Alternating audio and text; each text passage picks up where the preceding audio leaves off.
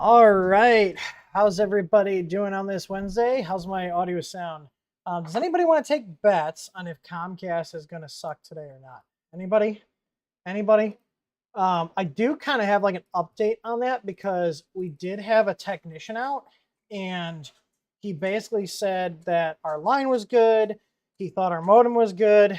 But guess what? Here's our modem that we were using. I will say, just to save somebody else headaches, if you have a Motorola MB8611, this guy right here, okay, there's currently an issue with the latest firmware from, I can confirm with Xfinity or Comcast because that's what we have, where it just restarts itself at random times. So when our internet would go down, when we would load down the line, have traffic going on it, it would restart. And guess what? I switched out for the older MB8600 I have, which is still a really good modem. The reason we went from the 8600 to this one is, if you guys notice, this is just an Ethernet port, but it's actually a 2.5 gigabit Ethernet port, and we have a faster than 1 gig line. So I'm still getting my faster speeds. I just have to use 2 ports in a bonded configuration going into my switch and then out from a 10 gig port on the switch to get the full speed. So it's a little more complicated to set up, but once it's set up, it works. But so far, knock on wood, we haven't had any issues. So if you guys are having dropouts and you have an MB8611, it's probably because the firmware is screwing with your modem. So yeah, I'm hoping everything will be good. I did a live stream on my personal channel talking about this issue as a test, and that went perfectly fine. I have not seen any dropouts on our router because it does monitor all that stuff. So yeah, hopefully that's it. The bot is live, and it looks like we might hit question 1337 this stream. Leet. Only the nerds will get that one. So, yeah. So let's get into it. In terms of updates, I don't think we have any major updates. We did push out that new firmware a couple weeks ago. My monitor keeps flashing for some reason. I don't know if it's interfering with the stream or not. Let me know if it is. I'm going to check the cable really quick. Maybe I bumped it. Who knows? We're just going to roll with it. So anyways, yeah, we got the new input shaping firmware out. We have a guide on our website on how to play with that. If you want to play with that, that is a community feature, meaning it's not something that like our tech support covers.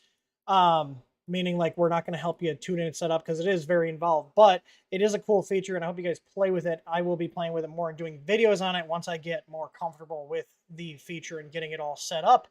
Because I don't want to be doing a video on something that I am not, well versed on just yet, but it does work and it's very promising. So basically, if you guys don't know what input shaping is, it allows you to print faster with the same hardware. It's like Clipper's claim to fame is input shaping. And yeah, now we have it on Marlin. And the big benefit over having it on Marlin is you don't need any additional hardware. So you don't need to run a Raspberry Pi with its own whole operating system and set up Clipper and deal with all this complicated setup. It's all done on your control board. So it's all self-contained. It's a lot easier. And I know that's one of the main reasons people like Clipper is because of the input shaping. Well, now it's on Marlin with no extra hardware. You don't have to buy an accelerometer and strap it to your printer and run all these tests. You just do a print at a high speed. You take a measurement. You input the frequency that the oscillation occurs into the firmware. This is all in the guide. And then you print faster. It's that simple. Obviously, with any printer, you're going to have limitations with your physical machine, whether it's how fast it can melt the plastic, how fast your extruder can push the plastic, or a combination of everything. No amount of software is going to overcome physical limitations of pushing material through a tiny little orifice. I did post a little short there about I don't know if you guys have heard of that. They're not very popular, and I see why. It's called the BD sensor, and we were looking at it because some people had mentioned it, and then I had a client of ours that I do some consulting for. They were wanting to know if it's something that we could use on a printer we're working on with them. And it is rough. So basically, like, the idea is it can like sense the distance. You got to like calibrate it. But it needs a 1 millimeter a second homing speed, which is god awful slow. And then let's say your bed is really out of skew. There's no settings in the firmware or routines in the firmware to, like, let's say it sees the bed getting closer as it's moving between the probe points because it's taking readings as it flies around. It just rams into the bed. So the software is not quite there. The documentation is, to be honest, quite lacking. I'm always looking at different products to carry, and that even includes stuff that, may compete with our own stuff. So, but that printer, the printer I'm doing the work with for that customer of ours, they're actually not going to end up going with it because they have a very specific use case for bed leveling, and we're actually going to be just continuing using the Easy ABL Pro on that machine. So, yeah, it's interesting. So, all right. I think that's about it. I do have Dingo Sticks ready to go for Remo, as long as he's a good boy. But yeah, so let's get into it. So you guys need to ask me questions. That's the whole reason we're here. You guys ask me questions about your 3D printers, and I do my best to try to answer them. Whether that's tuning your slicer or troubleshooting an issue with your printer, firmware setup, whatever it is that is related to FDM printers. Now, I don't do anything with resin printers, so any resin printer questions, I always say look up Akuma Mods on YouTube and TikTok. I think he's on TikTok for the most part. It's a buddy of mine named Matt, and he basically just almost exclusively does resin printing at this point. So, but yeah. So, anyways, let's jump into the questions here, and I do see Peter asking about that video I posted about the sensor. So yeah, no, so that printer in that video, I literally have an Ender 3 Pro that all its purpose in life is to just have things tested on it. That's it. So if you also look at the video, you'll see there's a BL Touch cable wrapped around the Easy ABL sensor. So basically, I have a printer that's not used for printing. It's actually even got a big TreeTech touchscreen on there, which I won't use for production stuff, but we do have people that like to use them, so I have that hardware to test it. So that's all that printer is for. So it's a hodgepodge. Like, there's NeoPixels strapped to it. Our Easy Neos are up on top of it, so I can test NeoPixels. It's got a filament sensor. And I think the only thing I really upgraded on it was I put our flex plate on there because I do prints with it. the extruder I changed out from the plastic one because after like a month of just occasionally using it, the arm already cracked like they always do. So, yeah, let's see here. Oh yeah, Jerry 3DHP. He's also a resin guy. So Jerry, if you want people asking you resin questions, go ahead. I will direct them towards you as well. So if you guys haven't heard of 3DHP, aka Jerry, he also does resin and FDM. So if you want to ask him resin questions, go ahead and check out his channel. Krista, could you drop a link to Jerry's channel in the chat, please? I feel like I'm Joe Rogan and she's my Jamie now. Hey Jamie, pull that up. Like. Jerry's usually on Twitch, right, Jerry? I think you're on Twitch. Everybody's kind of like going to all these different platforms, and I don't blame you. YouTube is not very friendly to creators. Like honestly, if YouTube was my thing where I got revenue, I would probably be looking at other places. But the way we actually do our business here, like this, YouTube is just kind of a bonus, and the reason I'm able to take time out of my day to do this is because people buy stuff from us. So, and I do genuinely enjoy this stuff. Like 3D printing is a huge part of my life, and I genuinely enjoy doing it. So, all right, let's see. So the first thing before we get into the other actual printer questions is I do have a note here. I have to mention our Valentine's Day contest. So originally, if you guys saw some posts about the functional hearts contest, we figured that was kind of too vague. We didn't have any entries, so I was like, let's just make it a Valentine's Day contest that gives people a wide variety of cool prints to do. So if you guys want to submit some cool Valentine's Day prints, we got Valentine's Day coming up in what, a little over 2 weeks now, the 14th. Is it the 14th? Yes, the 14th. So, if you want to submit any prints that are Valentine's Day themed, you can do so by the 11th. Krista, post that link in the chat. And that will go. I got to put a link on our website. I think I should just have like a contest link at the top. That's like, hey, click here for our current contest. Cause we seem to have contests quite frequently. Or maybe I'll put it as a banner. I'll put it as a banner. Make a note of that. We'll put a banner on the front page for our current entry. So, all right. The first question. So you guys, when you ask the questions, put exclamation point Q in front of the question. So if like I'm going to ask a question, I go exclamation point Q space and then my question. The bot will pick it up. You will know if the bot picked up your question because it replies to you as our TH3D Studio account. It'll say, thank you, your username. Your question's been added to a queue with a little heart. So anyways, there you go. th3dstudio.com/vday contest. If you guys want to win some free crap, go ahead and enter the contest. I love seeing your guys' prints. I do really like these competitions. It also kind of makes me feel bad because I realize I don't print that many cool things. Oh, printer parts. So, all right. Bean is going to be the first one here with his first question. Bean 5. Krista has a cat named Beans. Who looks like Wilford Brimley. He tries to sell me diabetes insurance. But anyways, he said, Bean says, can over-tightening the belts cause layer shifting? And that's actually a good question. The answer is yes. If you over-tighten your belts, you are basically going to be overloading the bearings inside your motor and even the bearings that travel, that have to help the belt travel, like your idlers and everything. The other thing, too, it can do, if you have an auto bed leveling sensor, and this affects any of them, not just our Easy ABL, it'll affect the BL Touch, CR Touch, any knockoffs, inductive probes, whatever. It will actually start pulling the bed down when it gets to the further end of the travel, meaning as it gets closer to the motor and then closer to the idler, like especially on the bed flingers.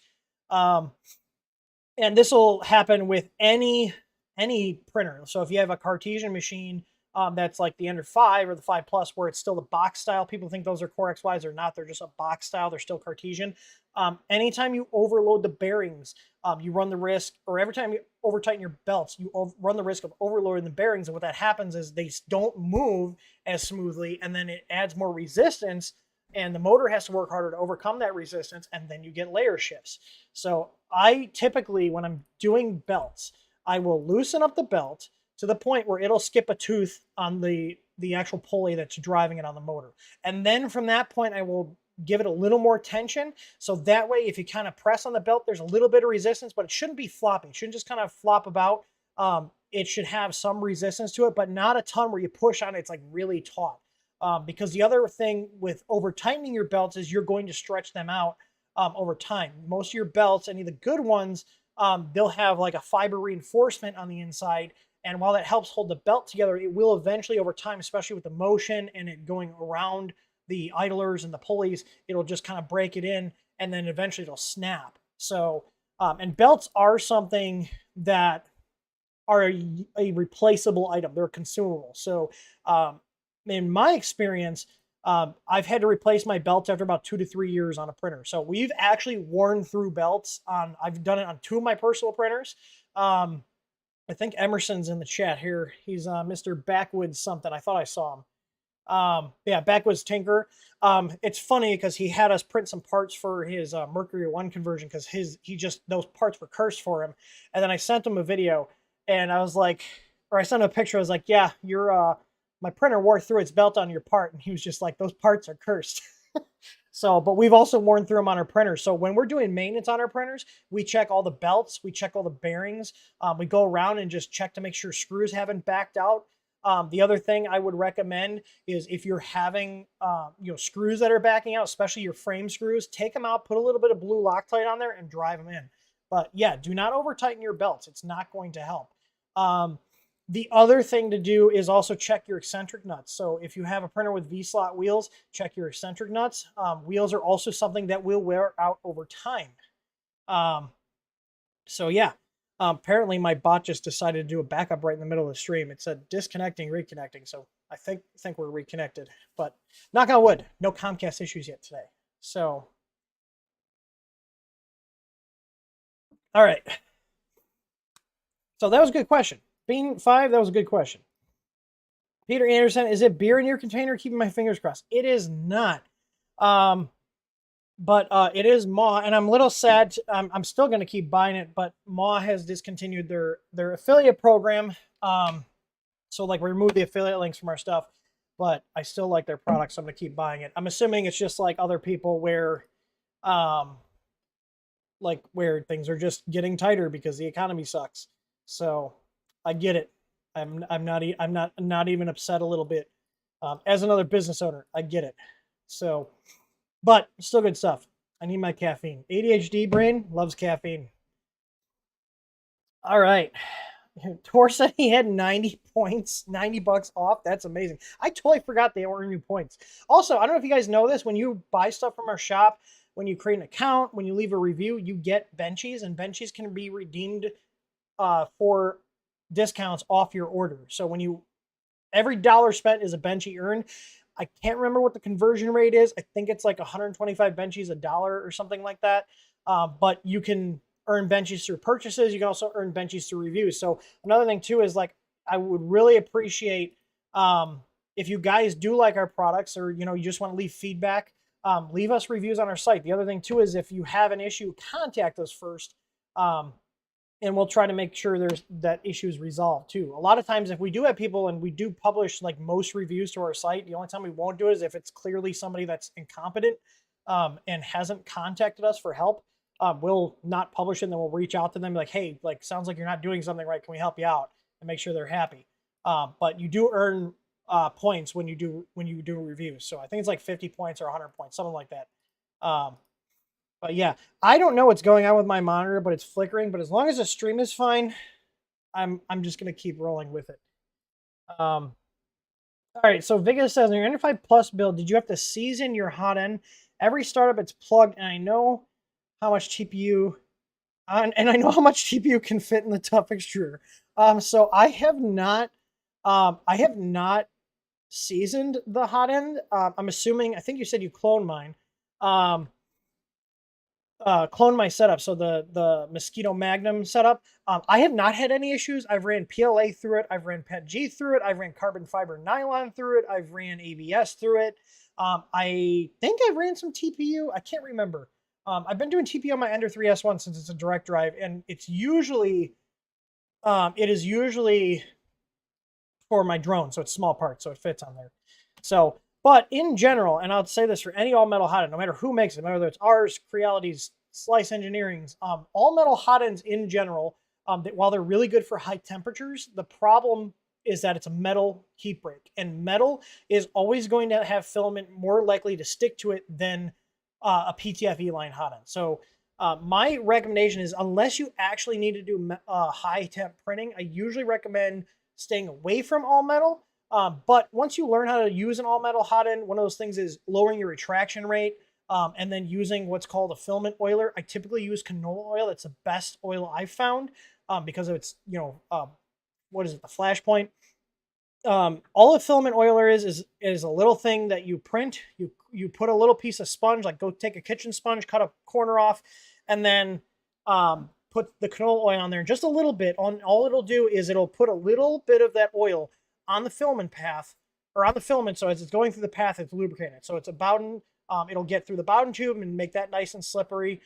It'll get into the heat break, and then when it gets in the heat break, it'll kind of act like how cast iron pans do, where as you cook in them, they get a like a non-stick coating. It's the same idea. The other thing you can do as well that I've found, but it doesn't seem to help build up the non-stick coating, is a PTFE based lubricant like Super Lube, or the I think it's either 4-in-1 or 3-in-1. It's like a little like teal, like dark teal colored bottle. And that's what I put on there sometimes. But it does not seem to build up the non-stick coating. So canola oil is a really good one to do. The other thing too is you might also, I lost my train of thought. We were talking about the canola oil. Oh my gosh. Oh, so lower retractions, use the canola oil for a little bit.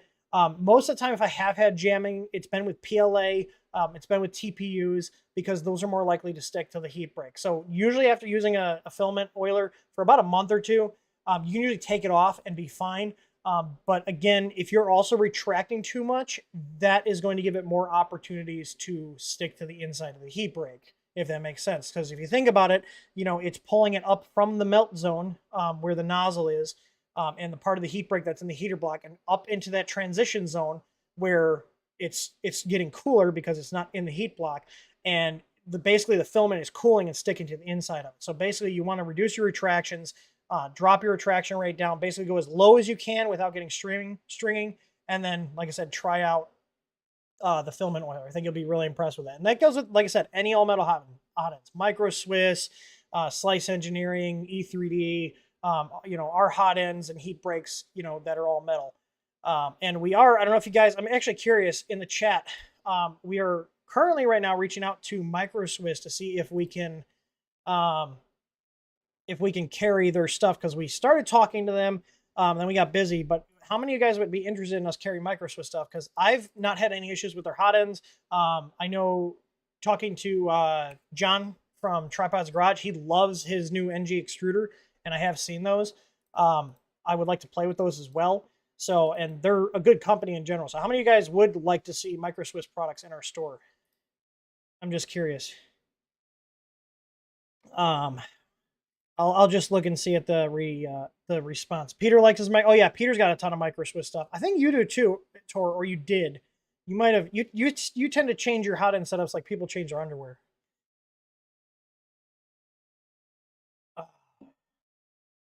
Micro Swiss is good. Yeah, I do like their Micro Swiss stuff. Peter likes E3D. Jimmer. I guess it must be a slow day at work if Jim's tuning in. Nerdy J. E3D and Bondtech. So E3D stuff is really expensive, and they have really high minimums, which is hard for us. Bondtech we do have a contact with, so they're on our list of companies to contact. So, I mean, in general, if there's a brand you'd like to see us carry because you like to buy it through us, because obviously whatever we sell, for stuff like that, you'll be dealing with us for support and whatnot. Let us know. Send us a message, and let us know what kind of stuff you like to see. Even if we don't, we probably will reply to you. But if we don't, we do note it down internally. We have a page in our internal wiki of like customer requests, and basically we use that to track, like, okay, this has been requested a lot, we should probably look into carrying it, versus like one guy requested this. Yeah, so send us stuff you'd like to see us get, because I'm really good at finding things. I'm really good at getting hard to find parts. that, maybe you can't even find, or you can only get from AliExpress, or, some random Chinese website that looks kind of like sketch. I am working on getting some MKS stuff into test, because I'd like to get a universal board in that's got multi drivers, like more than 4 drivers. So yeah, while I don't have the time to develop our own MKS makes pretty good stuff. So yeah, the Monster 8. Yeah, Tor's been testing the Monster 8 for a while. 3D Experiences, please carry. Yeah, we were looking specifically at the Monster 8 for like third-party boards, and obviously we would give it the whole treatment like we do with other boards. We'd have our own documentation, have our own firmware out for it. So basically, you can get the whole TH3D experience, where things actually work, are thought out. Yeah. So please give Orange Pies a second chance. Bean, send us a message on our contact form with what specific models you'd recommend we check out. I totally forgot. That reminds me, we are getting ready to start bulk production on the casings that we designed for the new like Easy Pie replacement. I think I have Fusion installed on here. Oh my god, did I not reinstall Fusion? Because I want to show you guys the case that Sean's been working on for us. Let me see if I can download Fusion 360 while we're on here. Let's see. I need to log in. What? The Cali Cow? Hey, look at that! It printed correctly. Hang on. I'm trying to think. Why do they make it so hard to download Fusion? Or do I just never go to the right place? Do I just sign into my account or something? Give me one sec, because I want to show you guys this case, because Sean did a great job on it. Let's see here. All right, access. Let me see. I'm going to try to download this here. While that's downloading, we're going to go to the next question, which is Enrique says, the new firmware for the SV06, can you make a video for it? I got a new one for $100, and I want your firmware. One, who the hell did you rob to get an SV06 for $100? Because I don't need more printers, but dear God, for $100, I would probably buy one just because it's $100. I see Bean says he's been running the Orange Pi 3, and it's a 2.0 now for a bit. They've been working great. Yeah, I'll have to check them out. It's been a while since I played with them. Just in general, like, they haven't been like super reliable when I tried them in the past, but maybe they improved. So I'm hoping one day Big Tree Tech will be able to be sold in our store if they actually, up their game and their quality. Like, I'm not opposed to selling other companies' products, even ones that compete with ours, as long as they actually work. I don't want to sell people things that are, unreliable. So, all right. Vickers says, how much fun was Hot Mix last night? On Monday, Hot Mix was fun. That was a blast. Like, I don't know if you noticed, but it went longer because we were just chatting so much. It was a lot of fun. I hope you guys caught it. How many of you guys headed over and caught the Hot Mix episode on Monday night? Bueller.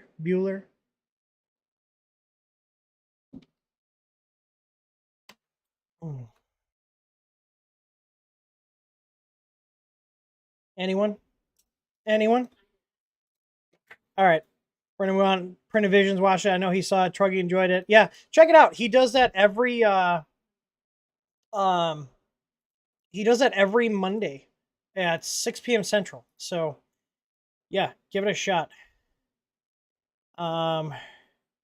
Apparently 3D experiments, you need to send your thing back in because the bot put you on a cooldown. But he said BTT is a pain to deal with. You need a fuse or tech help. Good luck. Yeah, see, that's the thing. But my concern, so here's the thing. We can definitely do the support side if we sold Big Tree Tech stuff. The problem is, unlike them, like, if we sold a product, like, we are going to stand behind it and actually warranty it. And my worry as a business is that if let's say we sell 1,000 of their boards, and we have like 100 or so of them that are bad. Obviously, we would replace them for the customers. But my thing is, I don't want to get stuck with that bill because they are selling stuff that just doesn't last. You know what I mean? And like, I also don't know about you guys, but I prefer to not be switching my control board out of my printer all the time because, like, my time is valuable. So there's that. That's the other thing. I think at this point we have a pretty good proven track record of making damn reliable boards. Like we've got easy boards out there that are like, I got some that are almost 5 years old at this point because they were like some of the prototypes. They're still in my printers that I use regularly. Um, so whereas like you go through the Big Tree Tech forums or the what is it, their Facebook group, and you just see all these people that are having all sorts of issues. Like, oh, I'm on my third one, and there's one couple months ago where it was like this guy had just like a whole table filled of like I think it was like 10 or 12 boards that are all dead. So, but yeah. So speaking of those Pi boards though, and our replacement for the Easy Pies, hopefully this works. There we go. So this is what Sean was working on. This is going to be the case here that we're going to use for the new Easy Pies, and this is actually a 2020 extrusion mount here. So you can see that here. It's got a little alignment tab there, and then we'll have two T-nuts and bolts to go through here. And then we actually have, let's see here, we got a Pi 4 board model in here. We're not actually using the Pi 4, but we're using a different board, the Rock C4. And you see here, we got the little slots here for the bracket to mount in. We're also going to design feet, so if you just want to set on your desk.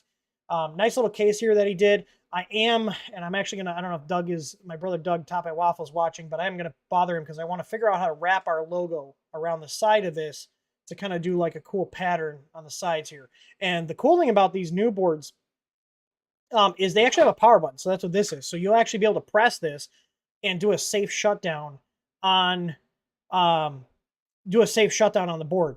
So I kind of want to put like a little thing up top here, maybe just like, I don't know, do you guys think I should put anything on the top or bottom, or just like do some design on the side? Let me know. But here you can see here, and this is one thing that people got really confused about when we had the other Pi cases, because they were just Raspberry Pi cases, so you have access to everything. You know, you're not using the keyboard and mouse or monitor or headphone jacks on anything, so people would get confused and plug them in and get very confused as to why it was just a terminal. So we actually have, if you notice here, we actually have the HDMI and the audio ports just completely blocked off. So there's no confusion there. So it's just pretty straightforward. Put your power in here, hook your printer up, hook your network up. And the other thing is, the other boards we're using actually have a big Wi-Fi antenna. So I was testing the wireless, and the wireless on these new boards, because they are a separate actual antenna, they actually get good range, and they're 802.11 AC. So like the Pi 4's Wi-Fi was just mediocre. The Wi-Fi on these boards we're going to be using are actually really freaking good. And they're off the board, so they'll actually be on the inside of the case. I see 3D Printed Vision about cooling fans. So we've been doing testing with this, and the thermals are fine for Octoprint without a cooling fan. The thing with the cooling fan is, like, we want to have stuff that is longevity-wise. As soon as you put a fan in there, the fan could fail. That's bearings that could fail. So as long as we're running within spec, we're fine in terms of the temperatures. And we've been doing load testing, artificially loading it down, running Octoprint, running test prints with it. I haven't seen any temperatures over like 70C, and their recommendations is under, I think, 85 based on the processor, and it hasn't throttled at all. So, but yeah, but the idea is have this case so like you can just clip it onto your extrusion here, or you can just set it next to your printer. And then the other thing we want to design for this is like a clip-on foot. So basically imagine like, you know, a foot coming out at an angle here, so it can stand upright, if that makes sense. So, but I think this would be kind of a cool design where you can just bolt this bracket on there and clip the Pi in, and then it's attached to your printer, so it's not, you know, flopping about. You got access to the USB-C here, USB-C port here for power. And then, you know, you got USB ports in your network. So it does have gigabit Ethernet. It's got 802.11 AC Wi-Fi. And again, it's got a really good Wi-Fi chip in it. Let me see here. It's the Rock Pi C4 Plus. I think this is it. I can't remember where we got it from. No, this isn't it.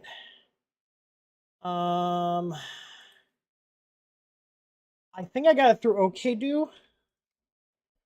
I'm trying to see. Rock 4, that's a different one. Why am I blanking out here? And they committed to making these through quite a while. I think the next 2 years. Here, C+. So they're not that cheap. But you can see here, it's got an actual Wi-Fi antenna. So there's not an onboard one. It's got an actual Wi-Fi antenna. Now, the other thing we could also do, since this has, I think it's a U.FL connector, we could even potentially have an external Wi-Fi antenna.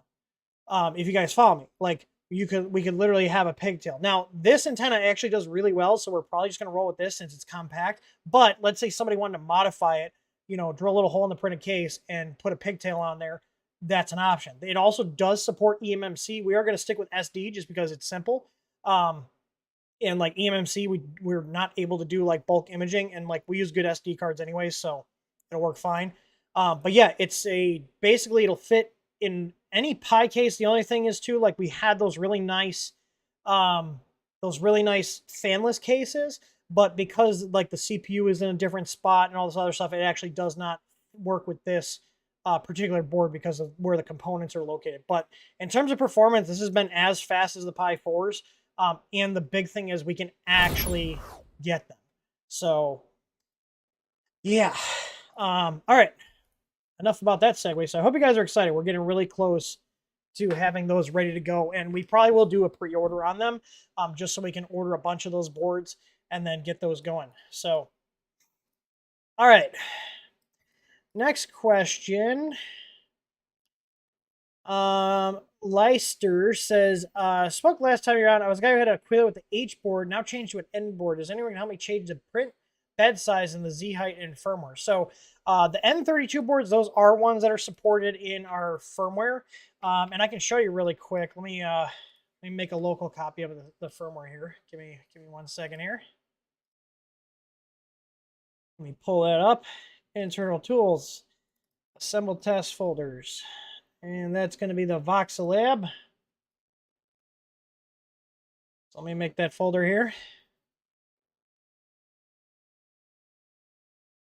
It is generating my folder right now. It's just easier for me to generate it from my GitHub folder instead of trying to download it. All right, let me open it in VS Code. And I'll show you where to make that change. So let me go ahead and open the Voxelab here. I'll switch over to my monitor share. All right, so the first thing you're going to need to do is you're going to need to tell it you have what N32 processor. So whether that's the 103 RCT6, so the 256K, or the 512K. So you're going to need to change that. So just copy and paste whatever you have here. Replace the default ENVS. We do have directions in there. And apparently I also have a Visual Studio Code update. Oh, let's just install the update. They're usually quick. I just realized you guys can't see the update. Is that it? Did it update? Did it do it that quick? Oh, wait, hang on. Here we go. Update now. Yeah, there we go. All right. So in the configuration H files, we're going to make your changes. So you're going to tell it you have an Aquila X1. And then the easiest way to jump down is just do a Control F. After you highlight that, jump down until you get down here to the X1 settings. So your bed size, your X and Y are all set right here. So X bed size, Y bed size, and Z max POS. This is what is in millimeters, how to change it. So let's say you're modding it, and you want to go to 300. It's 300 by 300, by 400. I don't know if you're like putting an Ender extender kit or something like that on there. You would change those. And then if you also want the display to show the correct size when you go into the display, you can change it here. So this string here tells it what to show on the display. So just like that, I can change that. So yeah, we provide all the source code for our firmware. So if there is, a fringe use case or you made modifications that deviate the printer from its stock configuration, all the settings are in here. And typically we break all the printers out. And I'm very anal about leaving comments. So you'll usually see little comments here. So you can see these are all the settings for the X1. And typically I'll also usually put an end comment as well. So you know that that's where they start and end. So that's all you need to do. Just go in, edit the X bed size, the Y bed size, and the Z max POS, and then set it up like normal. So basically uncomment your printer. So I have it uncommented here, and this should compile. Just watch it fail on me. That'd be hilarious. That'd be my luck. But yeah, that's what you need to do. All right, let's see. I see another firmware question coming up. So while that's going, Mir says, when I want to change the value of the defined EasyABL probe edge in the EasyABL configuration, where is the value of the bed dimension coming from? It's actually coming from the same thing we just changed here. So the bed dimension comes from this X and Y bed size value for your printer. So look at that. Look at that. Perfect. So, and we got a successful compile. So just like that, I just compiled firmware. So hopefully that answers your questions. Did I do a good job? Let's see. All right. Vast CNC is any good tips for the Wi-Fi outlets? I got a 4-pack. I'm hoping to work it into Clipper setup with 2 printers and Pi. So I do believe that Clipper natively supports Tasmota. Because Clipper does support Tasmota, you can just set it up per their Tasmota guide. I would recommend, just so they don't change, because most residential routers will change the IP addresses they hand out, is do a static IP on those plugs. One thing I do recommend adjusting, and this is a network recommendation, this isn't like printer, but it's related, so we'll go into it a little bit, is usually I will set aside a certain range in my subnet on the network just for where I'm going to put static devices, meaning, and the reason you do this is so that you put your static devices in that range, and then the other range is reserved for DHCP. So typically on most private networks, you'll have a /24 subnet. So you'll have a subnet mask of 255.255.255.0. So, what's it called? So yeah, so you'll have 254 IP addresses in that subnet. What I will typically do, and this is just what I do, I will typically set my DHCP range from .100 to .199. So that'll give me 100 IP addresses from, let's say, my subnet's 192.168.0. whatever. That'll be .100 through .199 will be DHCP.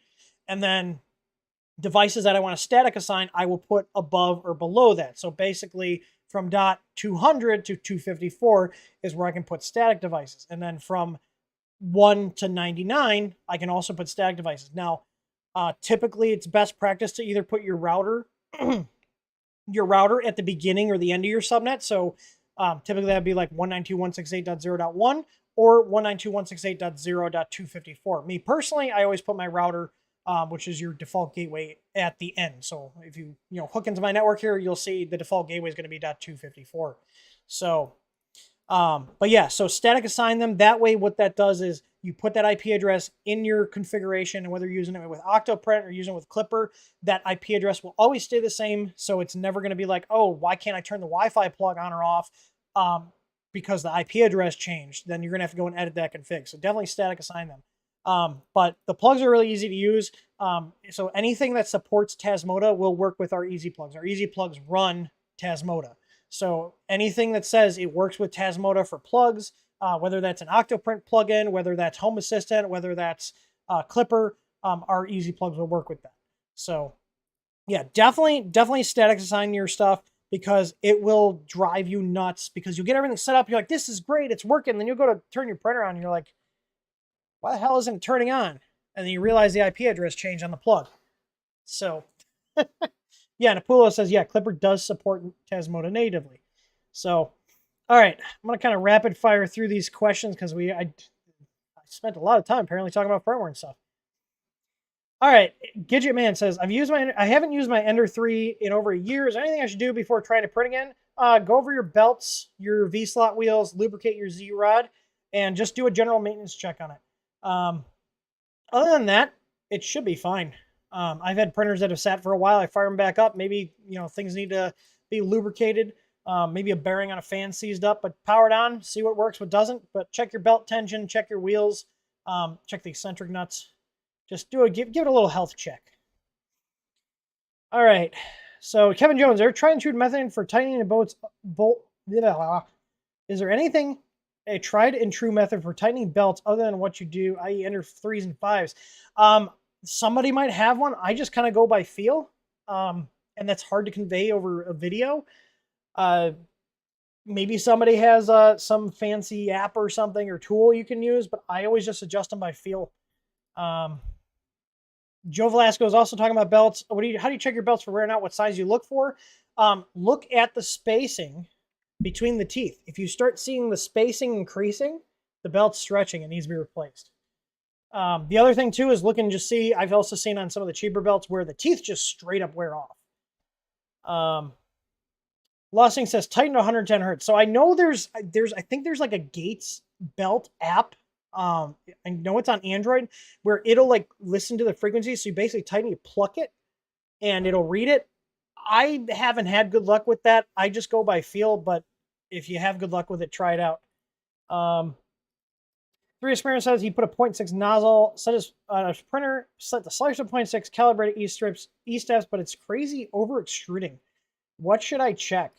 I would probably check your extrusion multiplier in your slicer. Because you might have a different extrusion multiplier for that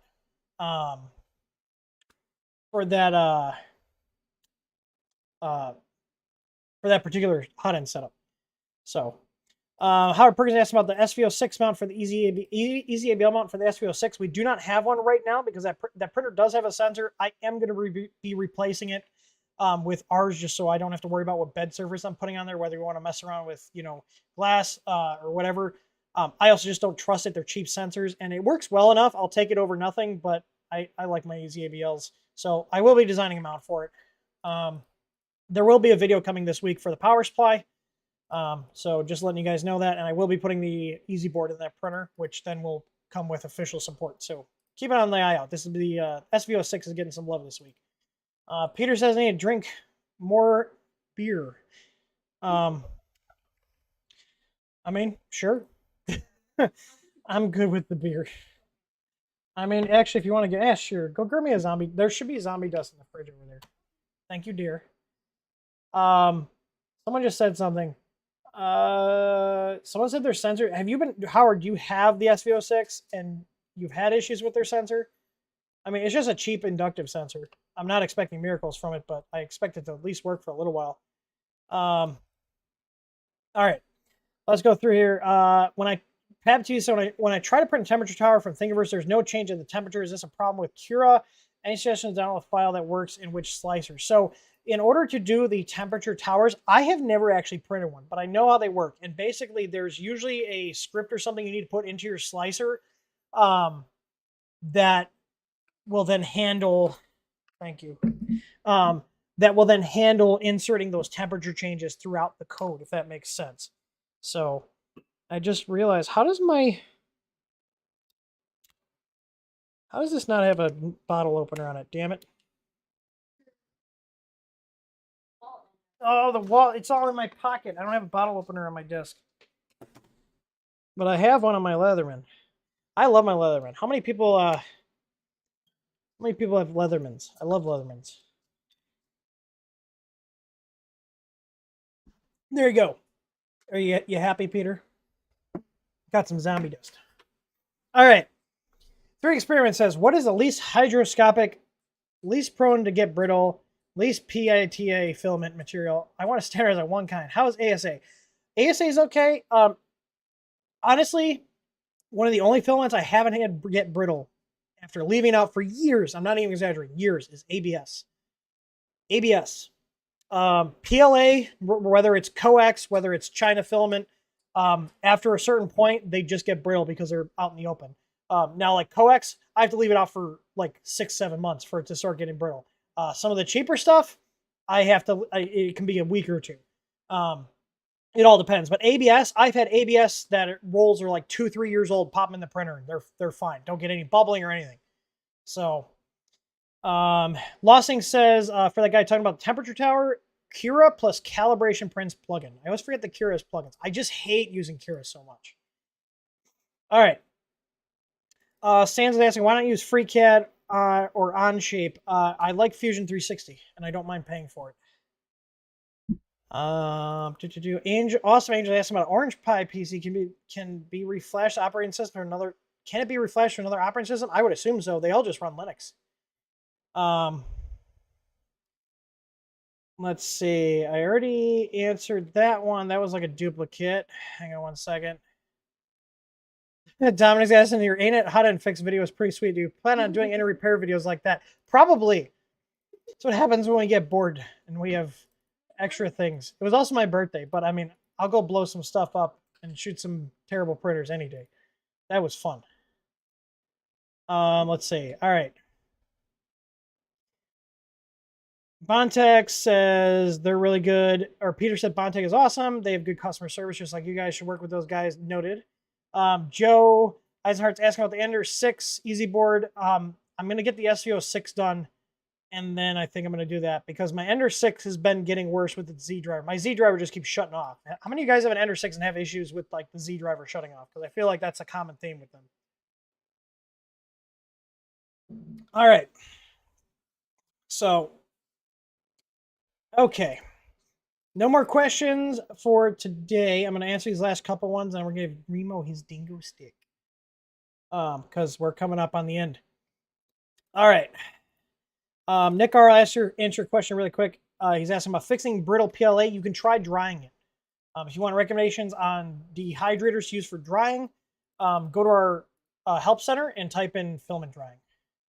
And there's an article there with recommendations on temperatures and even dryers. Cheap ones and a nice one.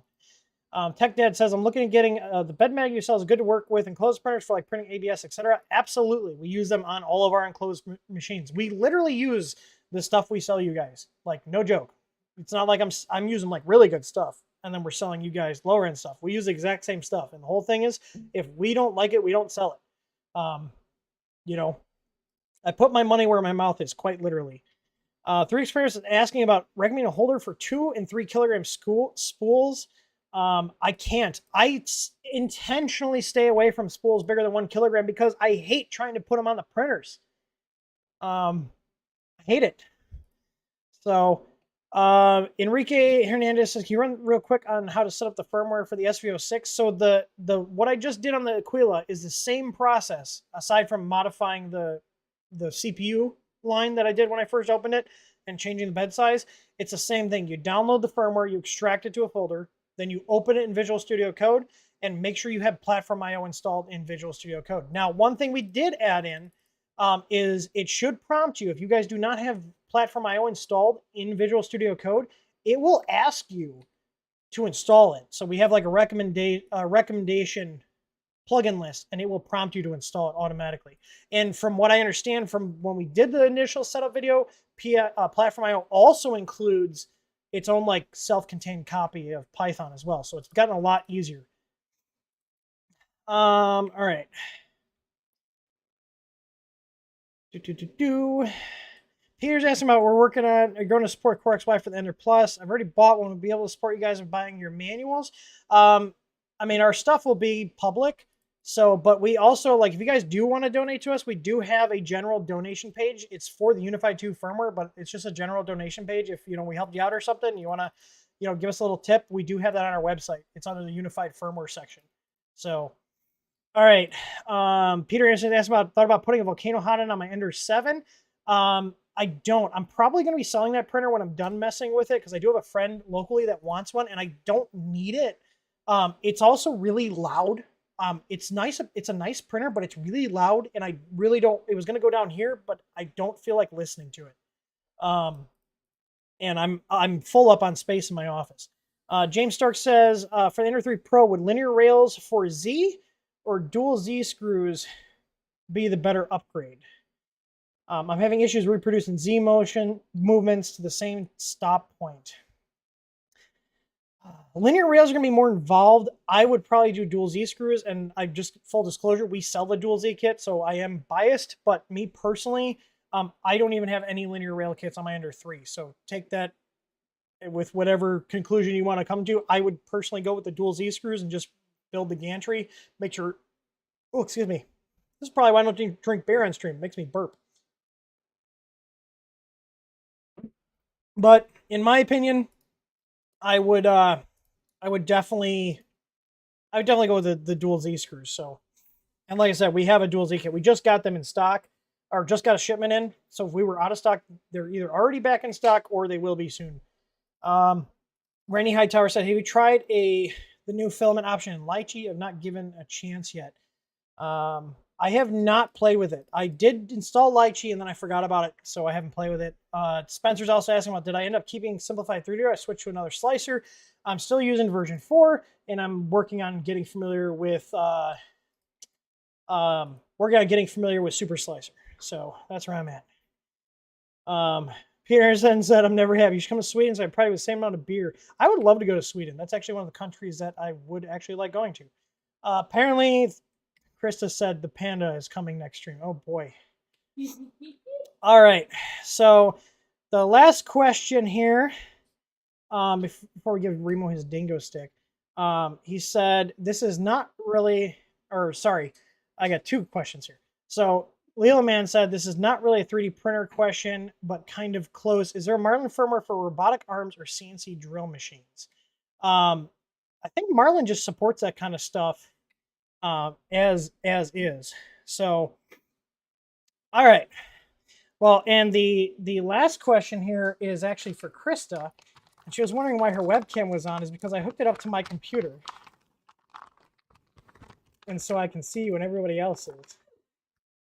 And I do have a question for Krista. And this comes after much thought and good times, and I couldn't think of a better way to do this. And so I would like to ask Krista if she would do me the honor of becoming my wife. Krista, they can see you. Yeah.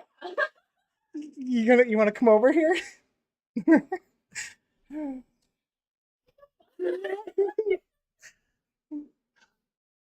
Is that a yes? Yeah. Should I get down on one knee? No. Huh? Remo's like, this smells like a dingo stick. I hid this in the dingo stick bag. Yes. What? It goes on that thing, right? Aww. Aww, thank you.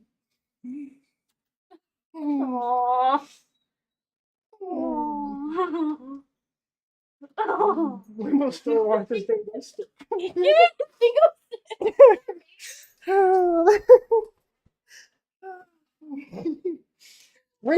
Remo's like, I want a dingo stick. There you go. Good boy. So there we go. It's a great way to wrap up this stream. Oh man. I turned her camera off. I could turn it back on though. There we go. There she is.